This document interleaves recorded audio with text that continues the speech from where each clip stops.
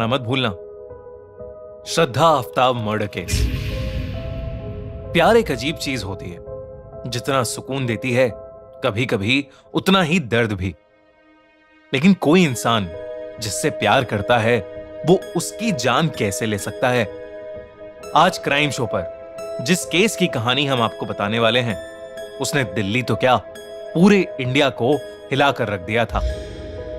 साल 2018, करीब 24-25 साल की श्रद्धा नाम की एक लड़की मुंबई के एक कॉल सेंटर में काम करती थी। उसकी मुलाकात उसी कॉल सेंटर में 27 साल के आफ्ताब नाम के लड़के से हुई। श्रद्धा के माता पिता 2016 से ही अलग रहते थे। श्रद्धा और उसका छोटा भाई अपनी मां के साथ रहते थे और पिता उनसे अलग रहते थे। घर के इन्हीं हालात के चलते श्रद्धा इमोशनली बहुत परेशान रहा करती थी। आफ्ताब से दोस्ती होने के बाद श्रद्धा को बड़े टाइम बाद खुशी महसूस हुई थी और आफ्ताब भी उसे हमेशा स्पेशल फील कराने की कोशिश करता रहता था। वो धीरे धीरे आफ्ताब के करीब आने लगी थी और कुछ ही टाइम में दोनों को एक दूसरे से बेहद प्यार हो गया। रिलेशनशिप के 1 साल के अंदर अंदर ही दोनों ने डिसाइड कर लिया कि वो एक दूसरे के साथ लिव इन रिलेशनशिप में रहना चाहते थे। साल 2019 से दोनों ने एक साथ रहना शुरू कर दिया।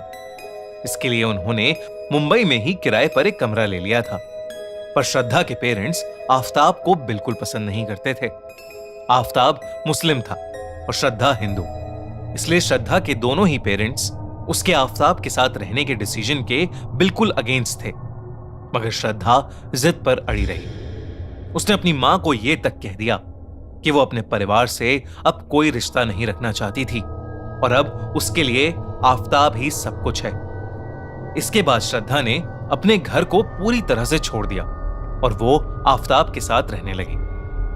वहीं दूसरी तरफ उसके पेरेंट्स बेहद परेशान रहने लगे थे। श्रद्धा ना ही उनसे मिलती जुलती और ना ही उनका फोन उठाती। अपनी बेटे की खोज खबर वो उसके व्हाट्सएप या सोशल मीडिया स्टेटस से लिया करते थे। ऐसा चलते चलते अब 1 साल बीत गया था और श्रद्धा की मां अब बहुत ज्यादा परेशान रहने लगी थी। कुछ ही समय में टेंशन की वजह से श्रद्धा की मां की तबीयत बहुत ज्यादा खराब हो गई और कुछ ही दिनों में उनकी मौत हो गई। ये खबर सुनकर श्रद्धा अपनी मां को आखिरी बार देखने के लिए पहुंची और वहीं वो अपने पापा से भी मिली। अपनी मां को खोने के बाद श्रद्धा को बुरा लगने लगा था और इसीलिए उसने अपने पिता से फोन पर बात करना वापस शुरू कर दिया था। एक दिन कॉल पर श्रद्धा ने अपने पापा को बताया कि आफ्ताब उसके साथ बुरा बर्ताव करता है और कभी कभी वो श्रद्धा को खूब मारता पीटता है। ये सुनकर श्रद्धा के पापा ने श्रद्धा को घर बुला लिया। श्रद्धा भी आफ्ताब का ऐसा बिहेवियर देखकर चुप नहीं बैठी और वो वापस अपने घर चली आई। लेकिन फिर आफ्ताब ने अपने अजीब बिहेवियर के लिए श्रद्धा से माफी मांगी और श्रद्धा ने उसे माफ करके सब कुछ भूल जाना ही ठीक समझा। वो वापस आफ्ताब के साथ जाकर रहने लगी। दोनों ने जल्द ही डिसाइड कर लिया कि वो मुंबई छोड़कर कहीं और रहेंगे। करीब 1 महीने तक वो हिमाचल की कई जगहों पर घूमते रहे और 8 मई 2022 को दोनों दिल्ली आकर छतरपुर में बस गए। दिल्ली शिफ्ट होने के कई महीनों तक श्रद्धा अपने पिता से टच में सिर्फ व्हाट्सएप और सोशल मीडिया के थ्रू ही थी।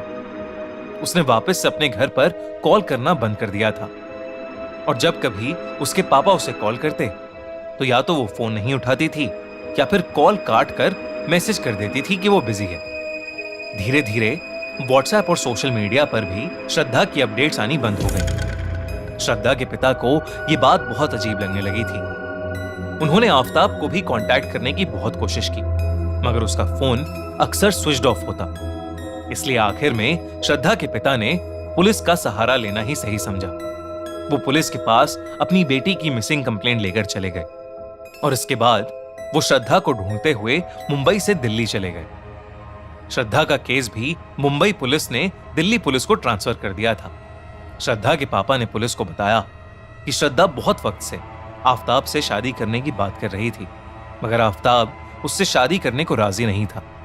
श्रद्धा के पापा को शक था कि आफ्ताब सिर्फ उनकी बेटी का फायदा उठाना चाहता था। जब पुलिस ने इन्वेस्टिगेशन शुरू की तो उन्हें पता चला कि श्रद्धा काफी समय से मिसिंग है।